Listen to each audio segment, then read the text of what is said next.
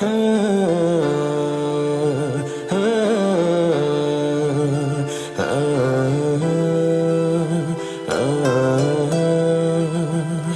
សួរអ្នកណាក៏គ្មានចម្លើយ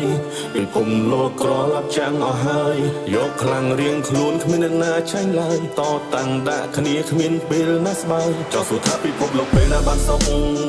តើអ្នកណាទទួលខុសត្រូវទៅថ្ងៃមុខបង្កសង្គ្រាមឆ្កឹងឆ្កៀលចាក់រុក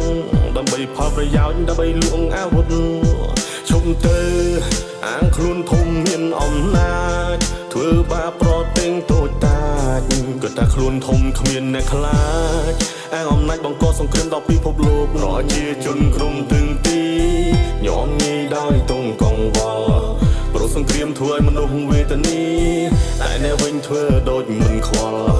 ប្រទេសខ្ញុំបាំងបែកខ្ទេញខ្ទីនេះក៏ព្រមសង្គ្រាមបន្សល់ប្រជាជនខ្ញុំត្រូវស្លាប់បាំងបែកគ្រួសារតែសង្គ្រាមធ្វើឲ្យគ្រួសារខ្ញុំស្លាប់ព្រោះតែសង្គ្រាមធ្វើឲ្យទាហានខ្ញុំស្លាប់អ្នកណាទទួលខុសត្រូវ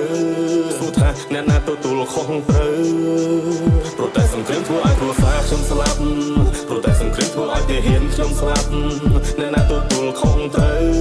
សួរថាអ្នកណាទទួលខុសត្រូវចង់សួរអ្នកណាក៏គ្មានចម្លើយពីពុំលោកក្រឡាប់ចាំងអស់ហើយយកខ្លាំងរៀងខ្លួនគ្មានអ្នកណាចាញ់ឡើយតតាំងដាក់គ្នាគ្មានពេលណាស្បើយចង់សួរថាពិភពលោកពេលណាបានសុខតើអ្នកណាទទួលខុសត្រូវទៅថ្ងៃមុខបង្កសង្គ្រាមឆ្កឹងឆ្កៀលចាក់រុកដើម្បីលួចអាវុធអាណិតប្រទេសខ្ញុំផ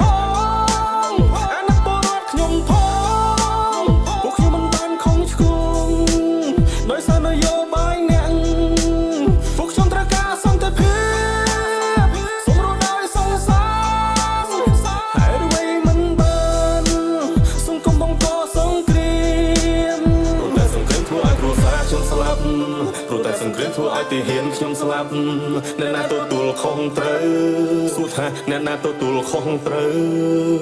ព្រោះតែសង្គ្រាមធ្វើឲ្យគ្រួសារខ្ញុំស្លាប់ព្រោះតែសង្គ្រាមធ្វើឲ្យទាហានខ្ញុំស្លាប់អ្នកណាទទួលខុសត្រូវសួរថាអ្នកណាទទួលខុសត្រូវចង់សួរអ្នកណាក៏គ្មានចម្លើយពីពុំលោកក្រឡាប់ចាំងអស់ហើយយកខ្លាំងរៀងខ្លួនគ្មានអ្នកណាចាញ់ឡើយតតាំងដាក់គ្នាគ្មានពេលណាស្បើយចង់សួរថាពិភពលោកពេលណាបានសុខតើអ្នកណាទទួលខុសត្រូវទៅថ្ងៃមុខបង្កសង្គ្រាមឆ្កឹងឆ្កៀលចាក់រុកដើម្បីលួចអាវុធ